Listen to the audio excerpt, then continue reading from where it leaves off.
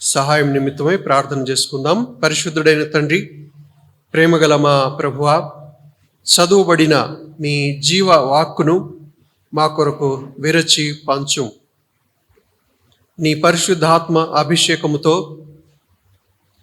నీ నోటి ఊపిరి అయి ఉన్న మీ మాటలు మేము గ్రహించులాగున, హృదయంలో ప్రభువా మేము అర్థం చేసుకునేలాగున, జీర్ణించుకునేలాగున, దానికి అనుగుణంగా నడుచుకునేలాగున సహాయం చేయమని మా మానసిక, భౌతిక, ఆధ్యాత్మిక అక్కర్లన్నీ కూడా మీ వాక్యపు వెలుగులో తీర్చబడి సంపూర్ణంగా మీ చేత మేము పోషింపబడులాగున బలము నుండి నీ కృపలో వృద్ధి నొందుతూ, పరిశుద్ధతలో ఎదుగుతూ, నిరాకుడ కొరకు సిద్ధపడి, ప్రభువా నేను సిద్ధముగా ఉన్నాను రమ్ము అని మేము సంఘంగా చెప్పగలిగినట్లుగా సహాయం చేయమని నీ దయగల హస్తాలకు మమ్మల్ని అప్పగించుకుంటూ యేసు నామములో స్తుతించి ప్రార్థిస్తున్నాము తండ్రి, ఆమేన్. చదువుబడిన లేఖన భాగములో 15వ వచనం నుండి 23వ వచనం వరకు చదువుబడిన లేఖన భాగంలో మనకు ఏమి కావలైనో దాని గురించి చెప్పబడి ఉన్నది. ఏమి కావలైనో అనేసరికి ఎవరికి వారము వ్యక్తిగతంగా నాకు ఇది కావాలి, నాకు అది కావాలని చెప్పి అనుకుంటాం మనం. కానీ సంఘముగా మనము దేవుని చేత కొనబడిన సంఘముగా మనకు ఏమి కావాలి అనేది ఇక్కడ చెప్పబడుతున్నది. పౌలు ఎఫెసీ సంఘమునకు వ్రాస్తూ, మీ విషయమై నేను ప్రార్థన చేయుచున్నాను అని అంటున్నాడు. ఏమని ప్రార్థన చేయుచున్నాను అనంటే, జ్ఞానమును ప్రత్యక్షతయును గల మనస్సు అనుగ్రహించినట్లు నేను నా ప్రార్థనలయందు మిమ్మును గూర్చి విజ్ఞాపన చేయుచున్నాను. పౌలు ఎఫెసీ సంఘము గురించి దేవుని సన్నిధిలో అడుగుతున్నాడు. ఈ సంఘానికి ఇది దయచేయి అని దేవుణ్ణి ప్రార్థన చేస్తూ ఉంటున్నాడు, అడుగుతున్నాడు. ఏమనంటే, జ్ఞానము ప్రత్యక్షతయు గల మనస్సు. కాబట్టి ఇక్కడ రిక్వెస్ట్ ఏమిటి, విన్నపము ఏమిటి అంటే, ఈ ప్రార్థనలో జ్ఞానము ప్రత్యక్షతయు గల మనస్సు. ఒకసారి మనము యాకోబు పత్రిక 1వ అధ్యాయము 5వ వచనములోనికి వెళ్దాం. యాకోబు పత్రిక 1వ అధ్యాయము 5వ వచనం ఎవరైనా చదవండి. మీలో ఎవనికైనను జ్ఞానము కొదువుగా ఉన్న ఎడల అతడు దేవుణ్ణి అడుగవలను. చదవండి. అతడు దేవుణ్ణి అడుగవలను, అప్పుడు అతనికి అనుగ్రహింపబడును. ఆయన ఎవనిని గద్దింపక అందరికిని ధారాళముగా దయచేయువాడు. అయితే అతడు ఏమాత్రమును సందేహింపక విశ్వాసముతో అడుగవలను. సందేహించువాడు గాలి చేత రేపబడి ఎగిరిపడు సముద్ర తరంగమును పోలియుండును. ఇక్కడ మీలో ఎవనికైనాను కొదువు ఉన్నాడు. ఏం కొదువు ఉన్నాళ్ళ? జ్ఞానము కొదువు ఉన్నాళ్ళ అతను దేవుణ్ణి అడగాలి. వారు దేవుణ్ణి అడిగితే దేవుడు అది వారికి ఇస్తాడు. ఇప్పుడు జ్ఞానం అనగానే ఒక్కొక్కళ్ళకి ఈ జ్ఞానం గురించిన నిర్వచనము ఒక్కొక్కళ్ళకి ఒక్కొక్క విధంగా ఉంటుంది.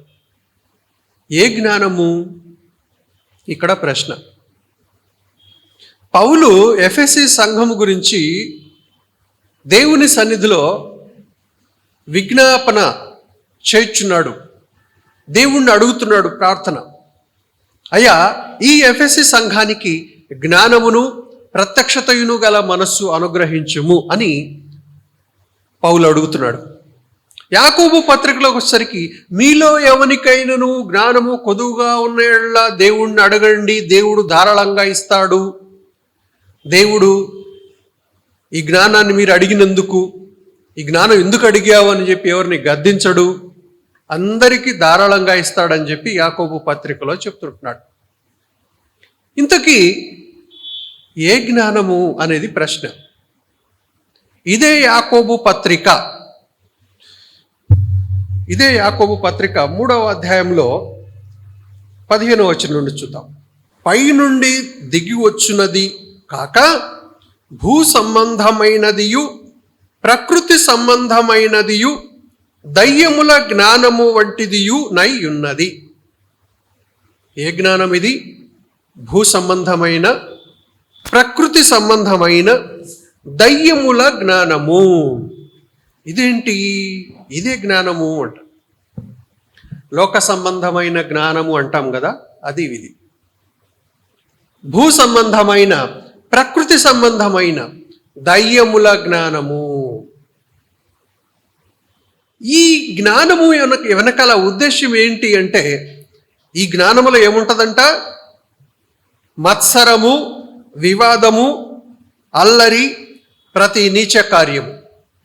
ఈ భూ సంబంధమైన, ప్రకృతి సంబంధమైన ఈ జ్ఞానములో ఉండేది ఏంటంటే మత్సరము, వివాదము, అల్లరి, నీచ కార్యము. 4వ అధ్యాయం, యాకోబు పత్రిక 4వ అధ్యాయము 1వ వచనం చూడండి. మీలో యుద్ధములను పోరాటములను దేని నుండి కలుగుచున్నవి? మీ అవయవములలో పోరాడు మీ భోగేచ్ఛల నుండియే కదా. చాలు. యుద్ధం ఎందుకు జరుగుతుంది? పోరాటం ఎందుకు జరుగుతుంది? కొట్లాట ఎందుకు వస్తుంది? కారణం ఏంటి? భూ సంబంధమైన, ప్రకృతి సంబంధమైన ఈ దయ్యముల జ్ఞానమును బట్టి యుద్ధం వస్తుంది, పోరాటం వస్తుంది, కొట్లాటలు నడుస్తున్నాయి. ఇప్పుడు భూమి మీద నిజంగానే యుద్ధాలు నడుస్తున్నాయి. దేశం మీద, ఒక రాజ్యం ఇంకో రాజ్యం మీద ఇట్లా లేస్తున్నాయి. ఎందుకు? కారణం ఏంటి? మత్సరము, వివాదము, ప్రతి నీచ కార్యము. ఈ కారణములను బట్టి ఒక దేశమునికి ఇంకో దేశానికి యుద్ధం జరుగుతూ ఉంది, కొట్లాటలు జరుగుతూ ఉన్నాయి. దేశం నుంచి దేశంకి యుద్ధం, కుటుంబం మీద కుటుంబం యుద్ధం, కుటుంబాల్లో కలహాలు, వ్యక్తుల మధ్య కలహాలు. ఏమిటి ఇదంతా అంటే భూ సంబంధమైన, ప్రకృతి సంబంధమైన జ్ఞానము. ఈ కారణమును బట్టి ఈ అన్ని జరుగుతున్నాయి. అల్లరి, నీచ కార్యము, వివాదము, మత్సరం. ఇది భూ సంబంధమైన జ్ఞానం. ఈ భూ సంబంధమైన జ్ఞానము ఇంకా ఎంత కాడికి పోతుందంటే మనుషులు చంపుకోవటానికి ఆయుధాలు తయారు చేస్తుంది భూ సంబంధమైన జ్ఞానం. మనం అనుకుంటాం దేశం ఎంత డెవలప్ అయింది, ప్రపంచం ఎంత డెవలప్ అయిందని. డెవలప్ కాదు. Most civilized, most cultured, most educated అని అంటున్నాం. కాదు, మోస్ట్ సివిలైజ్డ్ కాదు, ఇది అన్సివిలైజ్డ్. మోస్ట్ ఎడ్యుకేటెడ్ కాదు, అన్ఎడ్యుకేటెడ్. ఎందుకు చెప్తున్నానంటే ఈ మనిషి నేను జ్ఞానం పొందుకున్నాను అని అనుకుంటున్నాడు. భూ సంబంధమైన జ్ఞానాన్ని పొందుకొని ఇదే జ్ఞానం అనుకుంటున్నాడు. ఈ ప్రకృతి సంబంధమైన జ్ఞానాన్ని పొందుకొని ఇదే జ్ఞానం, ఇదే తెలివి అనుకుంటున్నాడు. ఈ భూ సంబంధమైన, ఈ ప్రకృతి సంబంధమైన ఈ దయ్యముల జ్ఞానము ఇతను పొందుకొని దీనిని వస్తు రూపేణ మార్చుకుంటున్నాడు ఈ జ్ఞానాన్ని. ఎలాగా? ఒక మనిషిని ఇంకో మనిషి చంపటానికి ఆయుధాలు తయారు చేస్తున్నాడు ఇదే జ్ఞానంతో. ఈ ఆయుధాలు తయారు చేయడానికి పెద్ద రీసెర్చ్ ల్యాబ్స్, పెద్ద రీసెర్చ్ సంస్థ, పెద్ద R&D, research and development department. ఏమిటి వీళ్ళు తయారు చేసేది? దీనికోసం ప్రత్యేకమైన బడ్జెట్ కేటాయింపు. ఏమిటి? ఆయుధాలు తయారు చేయటం. దేనికోసం? మనుషులను చంపటానికి. ఏమిటి అంటే రక్షణ వ్యవస్థ. ఏం చేస్తున్నారు వీళ్ళు? ఎవరైనా ఉండొచ్చు, ఒక దేశం నుంచి ఇంకో దేశం మీద దాడి ఏదైనా ఉండొచ్చు, కానీ దాడి చేసేది ఎవరి మీద? మనుషుల మీదే కదా. మనుషులను చంపటానికి ఈ జ్ఞానాన్ని ఉపయోగిస్తున్నాడు. AK-47లు, పిస్టళ్ళు, రైఫిళ్ళు, గన్లు, బాంబులు, మిస్సైళ్ళు, డ్రోన్లు ఇవన్నీ తయారు చేస్తున్నాడు. అబ్బాబాబు ఎంత జ్ఞానం అని మనం అనుకుంటున్నాం. ఈ జ్ఞానాన్ని ఉపయోగించి వీడు చేసేది ఏంది? నాశనం, యుద్ధం, మనుషుల్ని చంపటం. ఇది వీడు చేసి ఏం జ్ఞానం ఇది? దయ్యముల జ్ఞానము. ఎందుకు చంపుతున్నాడు? వివాదము, మత్సరము, కుళ్ళు, కుతంత్రము. ఏం జ్ఞానం ఇది? దీన్నే అంటారు దయ్యముల జ్ఞానము. ఎవరా నీకు దయ్యం పట్టిందా? ఏందట మాట్లాడతావు, ఏందట బిహేవ్ చేస్తున్నావు అని అంటుంటాం కొన్నిసార్లు. అవును, నిజమే. దేశం మీదకి ఎందుకు లేస్తుంది? మనిషిని ఎందుకు చంపుకుంటున్నాడంటే వాడికి దయ్యం పట్టింది. నిజంగానే దయ్యముల జ్ఞానముతో నిండి ఉన్నాడు వాడు. పైకేమో టక్కు చేసుకొని, కోట్ వేసుకొని, సూట్ వేసుకొని ఉంటున్నాడు. వాడి లోపల చూస్తే ఎవడున్నాడు? దయ్యముల జ్ఞానం. కాబట్టి నువ్వు ఏ జ్ఞానం గురించి అడుగుతున్నావు? ఇదంతా రక్షణ. ఏ దేశంలో ఉండొచ్చు, దేశం గురించి ఇక్కడ నేను మాట్లాడట్లేదు. మనుషులంగా, మానవులంగా నేను మాట్లాడుతున్నాను ఇక్కడ.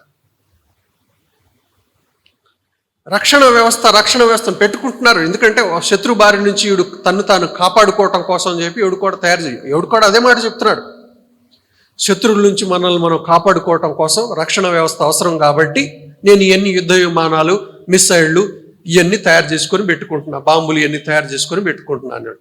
ఓకే, ఎందుకు అసలు ఈ శత్రువు అనేవాడు ఎందుకు వస్తున్నాడు? కారణం ఏంటంటే దయ్యముల జ్ఞానంతో నిండి ఉన్నాడు కాబట్టి ఒకడు ఇంకొకడు ఆక్రమించుకుందాం, వాడిది లాక్కుందాం, ఈడిది లాక్కుందాం అని చెప్పి వస్తున్నాడు. అందుకు ఆత్మరక్షణ కోసం అని చెప్పి ఇవన్నీ తయారు చేసుకుంటున్నారు ఈ దేశానికి ఆ దేశం. అదే ఒకవేళ ఈ దేశము, ఈ మనిషి పైనుండి వచ్చే జ్ఞానము పొందుకున్నాడు అనుకోండి, అప్పుడు అది వేరే ఉంటుంది. యాకోబు పత్రిక ఇదే 3వ అధ్యాయంలో 17వ వచనం చూడండి. అయితే పైనుండి వచ్చు జ్ఞానము మొట్టమొదట పవిత్రమైనది, తరువాత సమాధానకరమైనది, మృదువైనది, సులభముగా లోబడినది, కనికరముతోనూ మంచి ఫలములతోనూ నిండుకొనినది, పక్షపాతమైనను వేషధారణైనను లేనిదియునై ఉన్నది. నీతి ఫలము సమాధానము చేయు వారికి సమాధానమందు విత్తబడును. ఈ 17-18 వచనాల్లో దీని టైటిల్ ఏంటంటే పైనుండి వచ్చు జ్ఞానము. పైనుండి వచ్చే జ్ఞానము అంటే ఆత్మ సంబంధమైన జ్ఞానము, దేవుని యొద్ద నుండి వచ్చే జ్ఞానము. ఈ దేవుని యొద్ద నుండి వచ్చే జ్ఞానము, దీని యొక్క క్వాలిటీస్ ఎలాంటివి, దీని యొక్క లక్షణాలు ఎలాగుంటాయి, పైనుండి వచ్చే జ్ఞానము యొక్క లక్షణాలు ఏంటి, దీని క్యారెక్టరిస్టిక్స్ ఏంటి, దీని ధర్మాలు ఏంటి అంటే ఇది మొట్టమొదట పవిత్రమైనది. మొట్టమొదటిది పవిత్రమైనది, పైనుండి వచ్చే జ్ఞానం. ఆ తర్వాత ఇది సమాధానకరమైనది. ఎప్పుడు కూడా అవతలతో సమాధానకరంగా జీవించాలి అని సమాధానాన్ని కోరుకునేది. ఆ తర్వాత ఇది మృదువైనది, చాలా సెన్సిటివ్గా ప్రవర్తిస్తుంది. అంటే అవతలి వాళ్ళ యొక్క అవసరతల గురించి ఇది ఆలోచిస్తుంది జ్ఞానం. అవతల వాళ్ళు ఎలాంటి ఇబ్బందుల్లో ఉన్నారో, ఎలాంటి కష్టాల్లో ఉన్నారో, వాళ్ళని ఏ విధంగా మనం ఆదుకోవాలి, వాళ్ళకి ఏ విధంగా మనము సహాయం చేయాలి అని ఆలోచించే జ్ఞానం ఇది, మృదువైనది. తరువాత సమాధానకరమైన, తర్వాత సులభముగా లోబడునది, కనికరముతోనూ మంచి ఫలములతోనూ నిండుకొనినది. ఈ జ్ఞానము కనికరము కలిగి ఉంటుంది. తర్వాత పక్షపాతమైనను వేషధారణ అయినను దీంట్లో ఉండదు. అందుకే ఇది పవిత్రమైనది. ఈ జ్ఞానం ఎక్కడి నుండి వచ్చే జ్ఞానము? దేవుని యొద్ద నుండి వచ్చే జ్ఞానం. మరి దేవుడు పేరు చెప్పుకొని ఈ లోకంలో ఎగురుతున్న వాళ్ళు మరి ఎవరిళ్ళు? దేవుడు పేరు మీదే ఈ లోకంలో యుద్ధాలు చేస్తున్నవాళ్ళు, ఈ లోకంలో దాడులు చేస్తున్నవాళ్ళు, ఈ లోకంలో దేవుడు సేవ చేస్తున్నాను, నేను దేవుని పక్షంగా నేను యుద్ధం చేస్తున్నానని చెప్పుకుంటూ కొట్లాటలు పెట్టేవాళ్ళు ఎవరి వీళ్ళు? ఎక్కడి నుంచి పొందుకున్న జ్ఞానం ఇది? దయ్యముల జ్ఞానం. దేవుడు పేరు చెప్పుకునేవాడు, దేవుని బిడ్డగా జీవిస్తున్నాడు ఎవరో కూడా కొట్లాట పెట్టుకోడు. కాబట్టి జ్ఞానం అంటే ఏం జ్ఞానం? ఇక్కడ పౌలు ఎఫెసీల గురించి, ఎఫెసీ సంఘం గురించి దేవునికి ప్రార్థన చేస్తుంటున్నారు. మీరు జ్ఞానమును ప్రత్యక్షతయును గల మనస్సు పొందుకోవాలి అని నేను ప్రార్థన చేస్తున్నాను, దేవుని సన్నిధిలో విజ్ఞాపన చేస్తున్నాను అంటున్నాడు. ఏ జ్ఞానం ఇది అంటే 2 రకాల జ్ఞానాలు ఉన్నాయి. మనకు తెలిసిందల్లా భూమి మీద ఉన్న జ్ఞానం మాత్రం. ఈ భూమి మీద జ్ఞానాన్ని పట్టుకుని అబ్బా ఎంత తెలివి, ఎంత మానవుడు ఎంత ఎదిగిపోయాడు, ఎంత ఎడ్యుకేటెడ్, ఎక్కడ పోతున్నాడు? రాకెట్ వేసుకొని విమానం వేసుకొని ఆకాశంలో బుయ్యమని పోతున్నాడు కదా. నోరాళ్ళ పెట్టి చూస్తూ ఉంటాం మనం. కానీ వాడు చేసే పనింది. ఆకాశంలో ఏం మోహరించున్నాడు తెలుసా? ఆకాశంలో కూడా మిస్సైల్స్ పెట్టుకున్నారు, ఆకాశంలో కూడా ఆయుధాలన్నీ పెట్టుకుంటున్నారు. ఆకాశంలో స్పేస్ కంట్రోల్ స్టేషన్ ఒకటి పెట్టుకొని అక్కడి నుంచి కంట్రోల్ చేసేటట్టుగా అక్కడి నుంచి కూడా యుద్ధంలో మిస్సైళ్లు ప్రయోగించే విధంగా ఏర్పాట్లు చేసుకుంటున్నారు. అలాంటి ఆలోచనలు కలిగి ఉంటున్నారు. మానవుని యొక్క జ్ఞానము ఎక్కడికి పోయిందో చూడండి. అంతరిక్షాన్ని నడుచున్నది మానవుని యొక్క జ్ఞానం. దేంతో? మిస్సైళ్లతో, మత్సరము, వివాదము, నీచ కార్యముతో కూడిన జ్ఞానం ఇది. అందుకే నువ్వు కోరుకుంటున్నది ఏ జ్ఞానము? ఎలాంటి జ్ఞానాన్ని నువ్వు అడుగుతున్నావు? అసలు ముందు నీకు జ్ఞానము ఎందుకు? దేనికోసం? దేనికోసం కావాలి నీకు జ్ఞానము? ఇది ఇక్కడ అసలైన విషయం. ఈ లోక సంబంధమైన ఈ జ్ఞానము పొందుకుంటున్నారు చాలామంది. ఈ లోక సంబంధమైన జ్ఞానము పొందుకొని దాన్ని దేనికోసం వాడుతున్నారంటే నాశనానికి వాడుతున్నారు. దాన్ని ఒకళ్ళొకళ్ళు చంపుకోవటానికి వాడుతున్నారు. కాబట్టి నువ్వు కోరుకుంటున్న జ్ఞానము దేనికోసం కోరుకుంటున్నావు? ఇంకొకటి పైనుండి వచ్చే జ్ఞానము, దైవిక జ్ఞానము, దైవ సంబంధమైన జ్ఞానం ఇది. కాబట్టి ఈ జ్ఞానము గురించి పౌలు ఎఫెసీ సంఘము విషయంలో దేవునికి ప్రార్థన చేస్తూ ఉంటున్నాడు. ఈ జ్ఞానము ఎందుకు కావాలి, దేనికోసం కావాలి అని చెప్పి మనము గమనిస్తే ఇక్కడ పౌలు తను చేస్తూ ఉంటున్న ప్రార్థన ఏంటంటే, ఎఫెసీలకు రాసిన పత్రిక 1వ అధ్యాయము 19వ వచనం మనం ఏదైతే చదువుకున్న జ్ఞానమును ప్రత్యక్షతయును గల మనస్సు అనుగ్రహించినట్లు అని చెప్తున్నాడు. ఎందుకు? దేనికి ఈ ప్రత్యక్షత గల మనస్సు? దేనికి ఈ జ్ఞానము అంటే పైన చెప్తున్నాడు. ఇదే 19వ వచనం. దేవుడైన మహిమ స్వరూపియగు తండ్రి అని చెప్తూ తన్ను తెలుసుకొనుట యందు అంటే మహిమ స్వరూపి అయి ఉన్న దేవుణ్ణి తెలుసుకొనుట యందు ప్రత్యక్షత గల మనస్సు, జ్ఞానము అవసరమై ఉన్నది. కానీ దేవుని యొద్ద నుండి పొందుకున్న జ్ఞానంతో ఈ రోజుల్లో చాలామంది ఏం చేస్తున్నారండి? నీకెంత తెలుసో నాకెంత తెలుసో చూసుకుందాం అని చెప్పి టేబుల్ వేసుకొని చర్చలు జరుపుకుంటూ వాళ్ళ జ్ఞానాన్ని ఏం చేస్తున్నారు? ప్రదర్శించుకుంటున్నారు. Exhibition, knowledge exhibition. బైబిల్ జ్ఞానము నీకెంత తెలుసు, నాకెంత తెలుసు, నువ్వు పెద్ద ప్రొఫెసర్వా, నేను పెద్ద ప్రొఫెసర్నా అని చెప్పి కాంపిటీషను. ఇదేంటి? దారి తప్పిపోయాం. ఎందుకు చదువుకుంటున్నావు అంటే ఒక పర్పస్ ఉంది, దానికి ఒక ఉద్దేశం ఉంది. చూపించుకోవటం కోసం కాదు. నాకెంత తెలుసా, చూపిస్తా నాకెంత తెలుసో అని జ్ఞాన ప్రదర్శన చేస్తుంటున్నారు ఈ లోకంలో చాలామంది. ఎగ్జిబిషన్. ఇక్కడ పౌలు ఎఫెసీ సంఘం విషయంలో దేవుణ్ణి ఏమని అడుగుతున్నాడంటే, మీకు జ్ఞానమును ప్రత్యక్షతను గల మనస్సు అనుగ్రహించినట్లుగా నేను ప్రార్థన చేస్తున్నాను దేవునికి. ఎందుకు అంటే మీరు దేవుణ్ణి తెలుసుకున్నట్లు, తన్ను తెలుసుకున్నట్లు.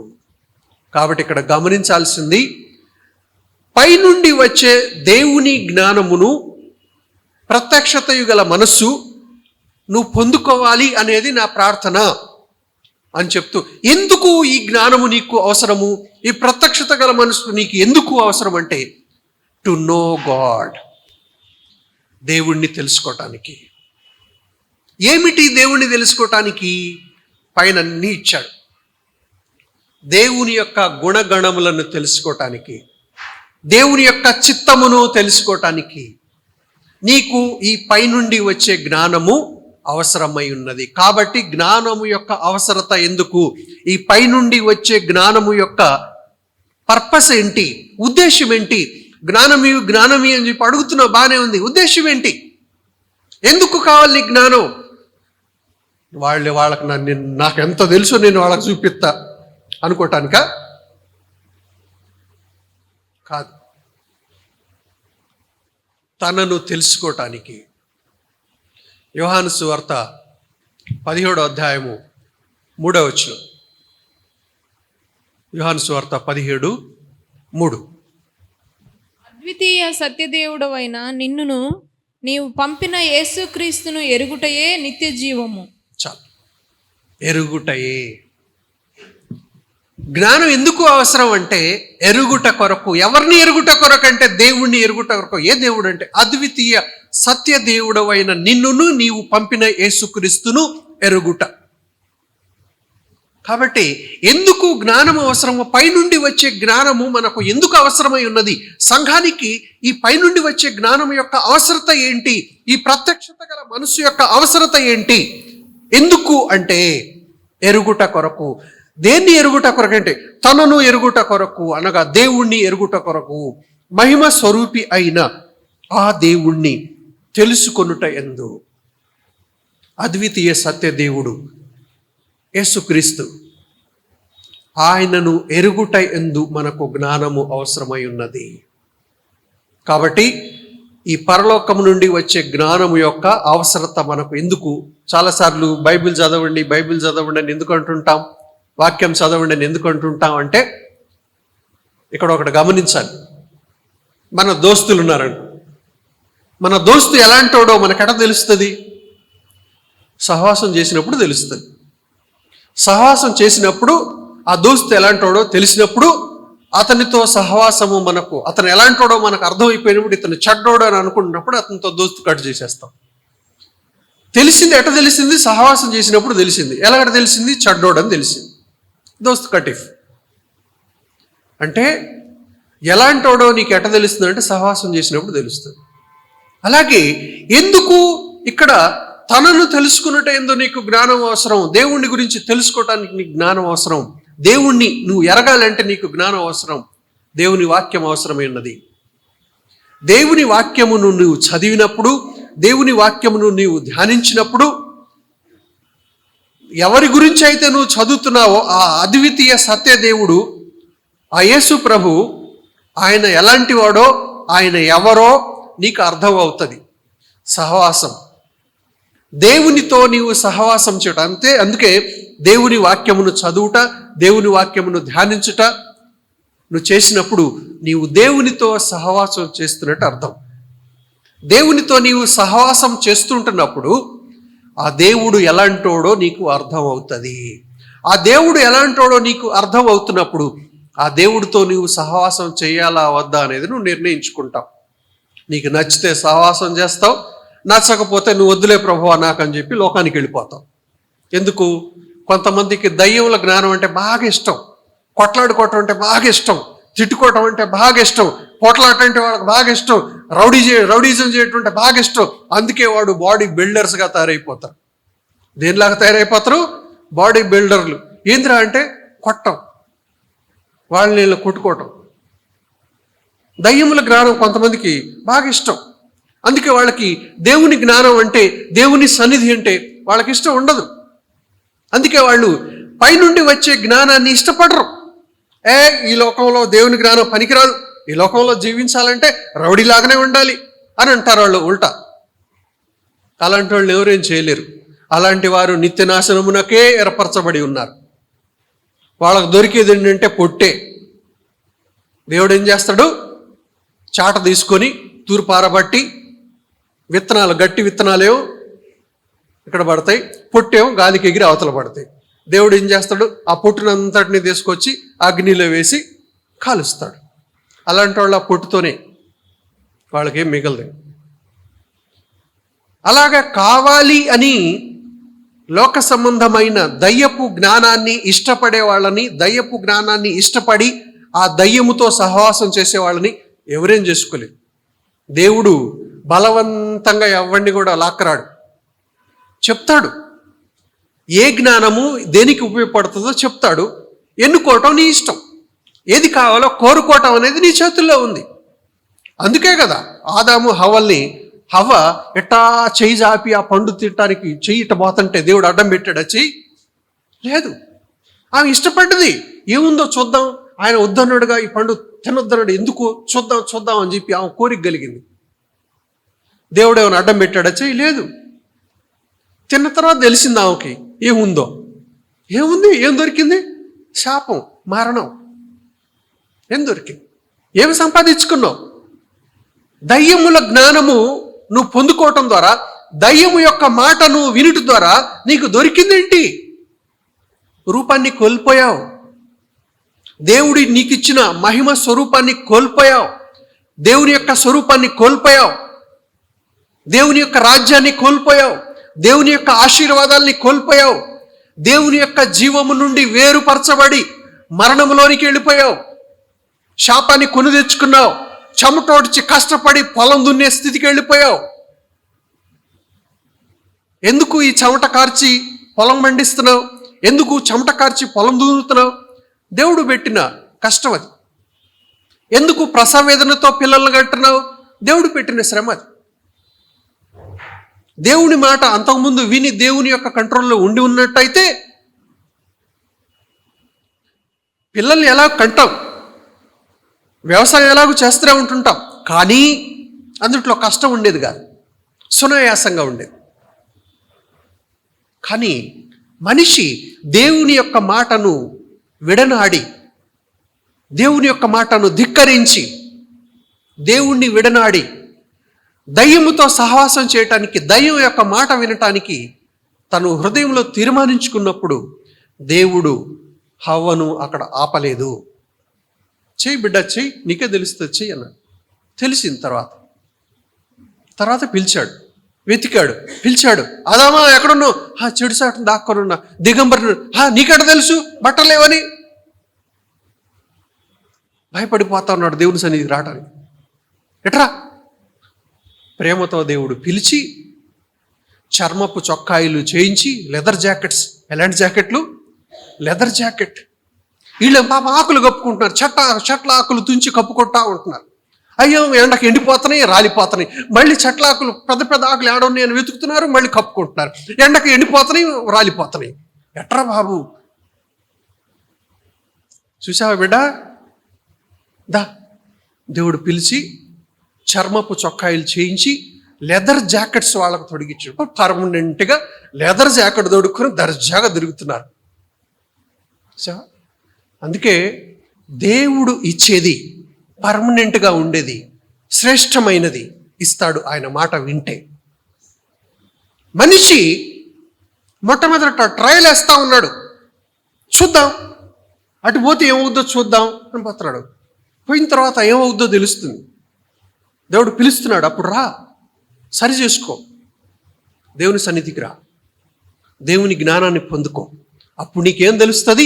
దేవుడు ఎలాంటోడో తెలుస్తుంది, దేవుడు ఎంత ప్రేమగలడో తెలుస్తుంది, దేవుడు ఎంత కనికరం గలడో తెలుస్తుంది, దేవుడు నీ విషయంలో ఎంత సెన్సిటివ్గా, ఎంత మృదువుగా ఆలోచిస్తున్నాడో, దేవుడు ఎంత కనికరంతో, ఎంత ప్రేమతో నీ గురించి ఆలోచిస్తూ నీ కోసము ప్రేమపూర్వకమైన శాశ్వతమైన ప్రణాళికను నీ కోసం ఏర్పాటు చేస్తున్నాడో నీకు తెలుస్తుంది.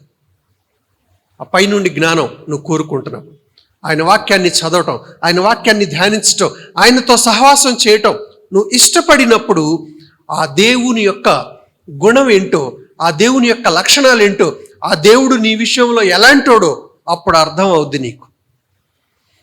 1 పేతురు 2వ అధ్యాయము 9వ వచనం. అయితే మీరు చీకటిలో నుండి ఆశ్చర్యకరమైన తన వెలుగులోనికి మిమ్మల్ని పిలిచిన వాని గుణాతిశయములను ప్రచురం చేయు నిమిత్తము ఏర్పరచబడిన వంశమును, రాజులైన యాజక సమూహమును, పరిశుద్ధ జనమును, దేవుని సొత్తైన ప్రజలునై ఉన్నారు. చాలు. దేవుడు నీకు పైనుండి వచ్చే జ్ఞానాన్ని అనుగ్రహించాడు, నీ హృదయ నేత్రాలని వెలిగించాడు, మరణములో నుండి మరణంలో నుండి జీవంలోనికి నిన్ను తీసుకొచ్చాడు, చీకట్లో నుండి వెలుగులోనికి నిన్ను తీసుకొచ్చాడు, దేవుని రాజ్యంలోనికి నిన్ను తీసుకొచ్చాడు, సాతాను యొక్క అధికారంలో నుండి నిన్ను విడిపించి సాతాను యొక్క అంధకార సంబంధమైన రాజ్యంలో నుండి దేవుని యొక్క రాజ్యంలోనికి నిన్ను తీసుకొచ్చాడు. ఎందుకు తీసుకొచ్చాడు? వెనకాల ఉద్దేశం ఏంటి? అడ్వర్టైజ్మెంట్ చేయటానికి. ఏం అడ్వర్టైజ్మెంటు? మనం అడ్వర్టైజ్మెంట్ చేస్తూ ఉంటుంటాం. చాలామంది మార్కెట్లో ఏం ఫ్యాషన్ వస్తే ఆ ఫ్యాషను బట్టల మీద ఉంటుంది. ఆ బొమ్మలు రాసి ఉంటాయి, ఆ పేర్లు రాసి ఉంటాయి. వాడు ఆ బట్టలు దొడుక్కొని అడ్వర్టైజ్ చేస్తూ ఉంటుంటాడు అన్నమాట. పలానా హీరో, పలానా హీరోయిన్ అని చెప్పి, పలానా సినిమా పేరు, పలానా దాని పేరు, దీని పేరు, వాడు ఆ బట్టలు వేసుకొని అడ్వర్టైజ్మెంట్ చేస్తూ ఉంటాడు. ఇది లోకంలో ఉన్న ఫ్యాషన్. ఏంటి ఇది బాగుంది, అక్కడి నుంచి వేసుకొచ్చి పలానా సినిమాలో వచ్చింది, పలానా సినిమాలో ఆయన వేసుకున్నాడు చూసిన, వేసుకుని చూసావు, అది ఇటు అడ్వర్టైజ్మెంట్ చేస్తున్నాడు వాడు బట్టల ద్వారా. మార్కెటింగ్ చేస్తూ ఉన్నాడు లోకంలో ఉన్నోళ్ళ గురించి. అది వాళ్ళకి ఇచ్చిన పని, అంతే, మనమేం చేయలేం. ఆ పనిని కోరుకున్నాడు వాడు. అలాంటి వాళ్ళు మనమేం చేయలేం. కానీ దేవుడు నీకు ఒక పని ఇచ్చాడు. ఏంటి ఆ పని? దేవుడు నిన్ను ఎందుకు రక్షించాడు? ఎందుకు సంఘాలో ఉంచాడు? దేవుడు ఎందుకు నిన్ను తన బిడ్డగా చేసుకున్నాడు? తన రక్తం ఇచ్చి నిన్ను ఎందుకు కొనుక్కున్నాడు? కారణం ఏంటంటే తన గురించి నీవు ప్రచురపరచటానికి. ఏమని రాయబడింది అక్కడ? తన గుణాతిశయములను ప్రచురము చేయు నిమిత్తము. దేవుడు నీకు ఒక పనిచ్చాడు ఈ లోకంలో. దేవుని గురించి నువ్వు ప్రచురం చేయాలి. ఎలా ప్రచురం చేయాలని? నీ జీవితము ద్వారా, నీ మాటల ద్వారా, నీ క్రియల ద్వారా, నీ నడవడి ద్వారా, నీవు జీవించే విధానము ద్వారా నీవు ప్రచురము చేయాలి. కాబట్టి గుర్తుపెట్టుకో, నువ్వు ఏ పని చేసినా, నువ్వు ఏ చదువు చదివినా, నువ్వు ఎలాంటి పనులు చేసుకున్నా, ఇంట్లో ఊడుసుడు తుడుసుడు చేసినా, బయటపై ఊడుసుడు తుడుసుడు చేసినా, లేదంటే నువ్వు పెద్ద సైంటిస్ట్ అయినా, నువ్వు పెద్ద డాక్టర్ అయినా, లేదంటే ఇంజనీర్ అయినా, లేదంటే బిజినెస్ ఏదైనా సరే, వ్యవసాయం చేసుకున్నా, ఏది చేసుకున్నా, ఆ పనిలో ఈ లోకానికి నీలో కనిపించాలి. ఏంటంటే నీలో నీ రక్షకుడైన దేవుడు ఈ లోకానికి చూపించాలి నువ్వు. అది నువ్వు చేయాల్సిన పని. మనం ఏం చేస్తాం తెలుసా? ఆ పని మంచిది కాదు, ఈ పని మంచిది, అదేం ఊడుచుడు తుడుచుడుది, ఇదేమో దర్జాగా కూర్చునేది అని అట్ట ఆలోచిస్తాం మనం. మనం పెట్టుకున్నాం ఇవన్నీ. ఇదేమో చిన్న పని, అదేమో పెద్ద పని, ఇదేమో విలువ లేని పని, అదేమో విలువ గల పని మనం పెట్టుకున్నాం. దేవుడి దృష్టిలో అవేం లేవు.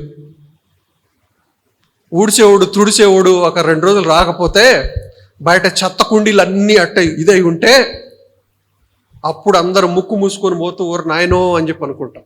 అప్పుడు ఊడ్చేవాడు తుడిచేవాడు యొక్క విలువ ఏంటో అప్పుడు తెలుస్తుంది. దేవుని దృష్టిలో ఈ పని చిన్నది, ఆ పని పెద్దది అనేం లేవు.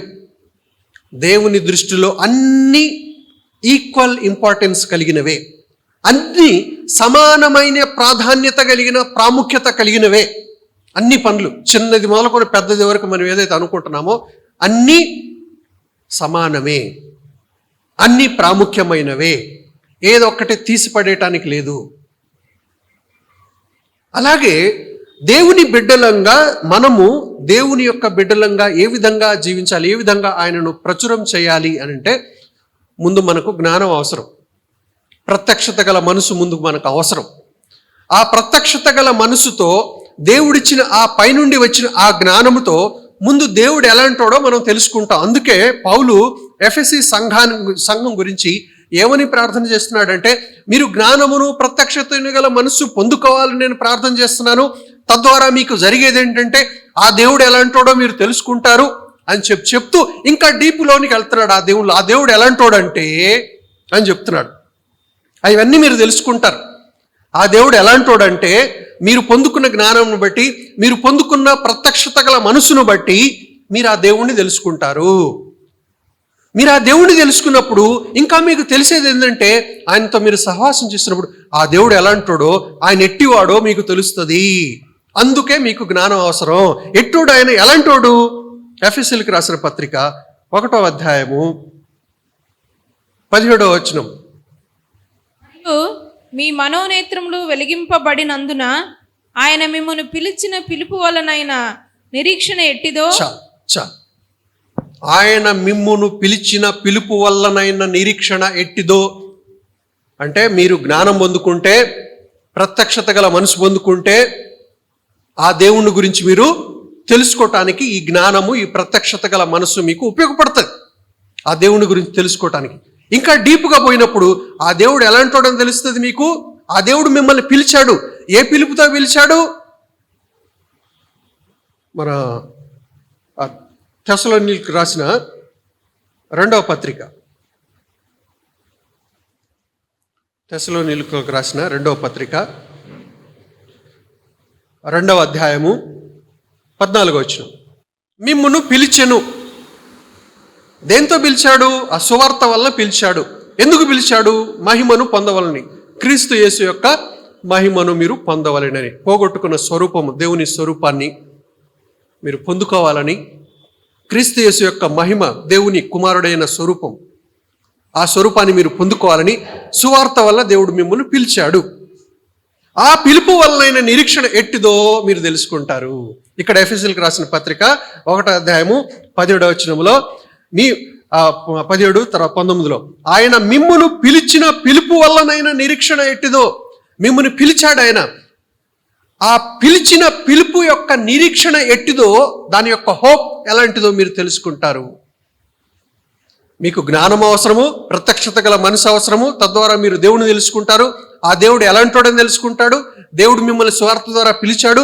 ఆ సువార్త ద్వారా పిలుచుట ద్వారా క్రీస్తు యేసు యొక్క మహిమను మీరు పొందాలని పిలిచాడు. ఆ పిలుపు వల్లైనా ఆ మహిమ యొక్క నిరీక్షణ ఎట్టిదో అది తెలుసుకుంటారు మీరు. అంటే పైనుండి వచ్చే జ్ఞానాన్ని మీరు పొందుకొని ప్రత్యక్షత గల మనసు మీరు పొందుకోవటం ద్వారాగా జరిగే కార్యాలు చూడండి. మీరు ఆ దేవుని తెలుసుకుంటారు. ఆ దేవుని యొక్క గుణం ఎలాంటిదో తెలుసుకుంటారు. ఆ మంచి గుణము కలిగిన దేవుడు, ఆ కనికరపు గుణము కలిగిన దేవుడు, ఆ కృప కలిగిన దేవుడు మీకు ఎలాంటి నిరీక్షణ ఇచ్చాడో మీరు తెలుసుకుంటారు. ఎట్టిదో తెలుసుకుంటారు. ఇంట్లో తల్లిదండ్రుల్ని వాళ్ళతో మనం సహవాసం చేస్తున్నప్పుడు, వాళ్ళతో మనం ఉంటున్నప్పుడు, సమయ సందర్భానుసారంగా వాళ్ళు మనకు ఎలాంటి తిండి పెడుతున్నారు, ఎలాంటి బట్టలు ఇస్తున్నారు, ఆయా సమయాల్లో మనకు ఎలాంటివి మనకు తెచ్చి పెడుతున్నారు, ఇవన్నీ ఒక్కొక్కటి మనకు తెలుస్తున్నప్పుడు నా తండ్రి ఎలాంటోడో, నా తల్లి ఎలాంటిదో అని మనం లోపల గుర్తు తెచ్చుకొని వాళ్ళ పట్ల ఎంతో కృతజ్ఞత కలిగి ఉంటాం. మా నాన్న ఎలాంటోడో నీకు తెలుసా అని చెప్తాం నాతోడు. మా అమ్మ ఎలాంటిదో నీకు తెలుసా అని గొప్పగా చెప్పుకుంటాం. అట్లాగే నిన్ను పిలిచిన నీ దేవుడు, ఆయనను నువ్వు తెలుసుకున్నప్పుడు నీ మనోనేత్రములు వెలిగింపబడి నిన్ను పిలిచిన తన సువార్త ద్వారా తన మహిమను నువ్వు పొందుకోవాలని చెప్పి నిన్ను పిలిచిన ఆ దేవుణ్ణి నీవు వెంబడిస్తున్నప్పుడు, కష్టపడి ఆయన సాక్షిగా నువ్వు బ్రతుకుతున్నప్పుడు తన పిలుపు వలనైన ఆ మహిమకరమైన నిరీక్షణ ఎట్టిదో నీకు అర్థమవుతుంది. అదే చెప్తుంటున్నాడు ఇక్కడ పౌలు. అలాగే ఇంకా ఏమంటున్నాడంటే, నిరీక్షణ ఎట్టిదో, పరిశుద్ధులలో ఆయన స్వాస్థ్యం యొక్క మహిమైశ్వర్యం ఎట్టిదో ఆయన క్రీస్తునందు. పరిశుద్ధులలో ఆయన స్వాస్థ్యం యొక్క మహిమైశ్వర్యం ఎట్టిదో అని చెప్తున్నాడు. అది ఏంటో నువ్వు అర్థం చేసుకుంటావు. పరిశుద్ధుల యొక్క స్వాస్థ్యం, పరిశుద్ధులలో ఆయన స్వాస్థ్యం యొక్క మహిమ ఐశ్వర్యం. క్రీస్తు యేసులో సంఘముగా ఆయన్ని మన పిలిచాడు. సంఘానికి ఆయన అనుగ్రహించిన మహిమ ఐశ్వర్యము ఎట్టిదో నువ్వు తెలుసుకుంటావు. ఆయా జాతులు, ఆయా భాషలు, ఆయా ప్రాంతాల నుండి దేవుడు మనల్ని ఏర్పరచుకొని ఒకే తండ్రి పిల్లలంగా సంఘముగా ఆయన మనల్ని సమకూర్చి ఆ సంఘము ద్వారా ఆయన జరిగించున్న పనులు, తన యొక్క మహిమ ఐశ్వర్యము ఎలాంటిదో నువ్వు తెలుసుకుంటావు. ఆ తర్వాత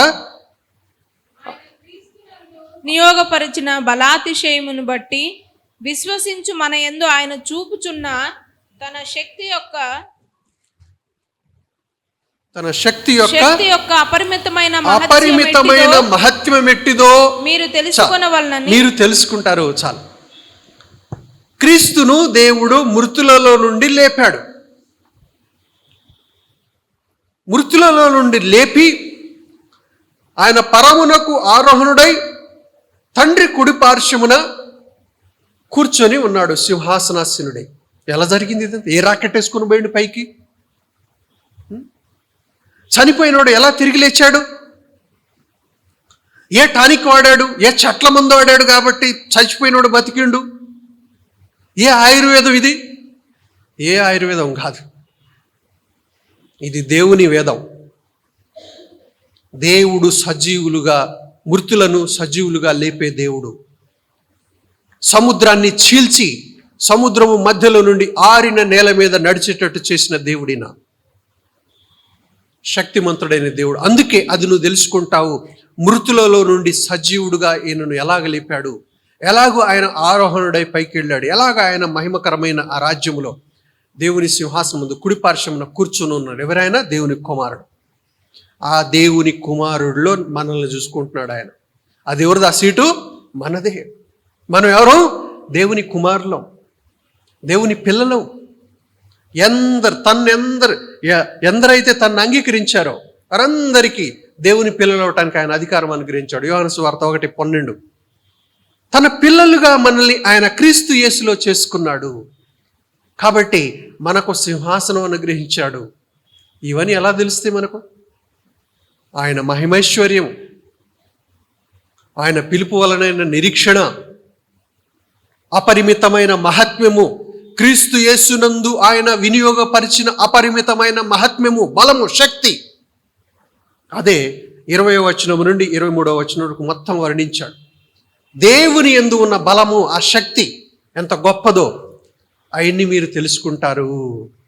కాబట్టి దేవుడు నీకిచ్చే పరసంబంధమైన జ్ఞానము, నీకిచ్చే ప్రత్యక్షత గల మనసు, ఇవి ఎందుకు అంటే నాకు ఎంత తెలుసు అని చెప్పి చూపించుకోవటానికి కాదు, విర్రవేగటానికి కాదు, నీకెంత తెలుసు నాకెంత తెలుసో దా చూసుకుందాం అంటానికి కాదు. ఆయనను ఎరుగుట కొరకే ఇచ్చాడు ఈ జ్ఞానము. ఈ ప్రత్యక్షత గల మనసు, ఈ దర్శనము నీకు ఎందుకు ఇచ్చాడు అంటే ఆయనను ఎరుగుట కొరకు.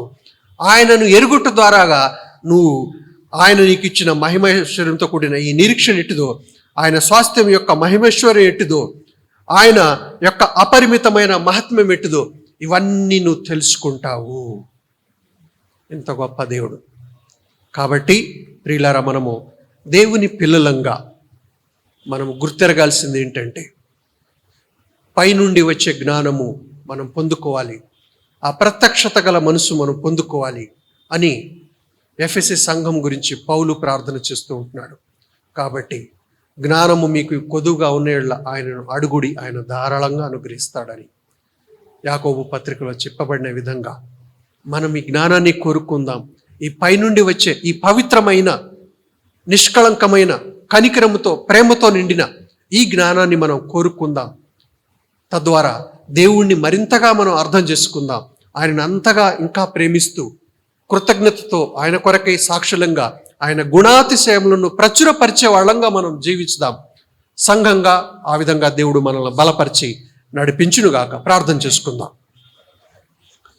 పరిశుద్ధుడైన మా తండ్రి, ప్రేమగల మా ప్రభువ, అపారమైన మీ కృపను బట్టి స్తోత్రాలు చెల్లించుకుంటున్నాం. తండ్రి, నీవెంత మంచి దేవుడు, ఎంత ప్రేమగల దేవుడు.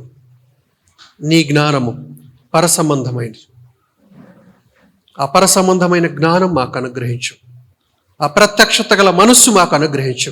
తద్వారా నిన్ను మేము ఎరుగుతాం, నిన్ను మేము తెలుసుకుంటాం. నీ గుణాతిశయాల్ని, నీ చిత్తాన్ని, నీ క్యారెక్టర్ని అంతకంతకు మేము ఎరిగి నీ సువార్త పిలుపు వల్ల మాకు అనుగ్రహించిన నిరీక్షణ ఎట్టిదో, దేవుని పరిశుద్ధుల యొక్క స్వాస్థ్యం యొక్క మహిమైశ్వర్యం ఎట్టిదో, క్రీస్తు యేసును మృతులలో నుండి లేపుటకు వినియోగపరిచిన దేవుని యొక్క అపరిమితమైన ఆ మహత్వం ఎట్టిదో మేము తెలుసుకుంటామని నీ వాక్యం సెలవిస్తుంది. కనుక అంతకంతకు మిమ్మల్ని మేము ఇంకా మరింతగా ఎరుగుటకు మాకు సహాయం చేయండి. మిమ్మల్ని తెలుసుకోవటానికి మాకు సహాయం చేయండి. తద్వారా నీ గుణాతిశయములను మేము ప్రచురపరచుటకు మమ్మల్ని బలపరచమని, సంఘంగా మమ్మల్ని దీవించి ఆశీర్వదించమని, నీ రాకడ కొరకు సిద్ధపరచమని యేసు నామములో స్తుతించి ప్రార్థిస్తున్నాము తండ్రి. ఆమేన్. ఆమేన్.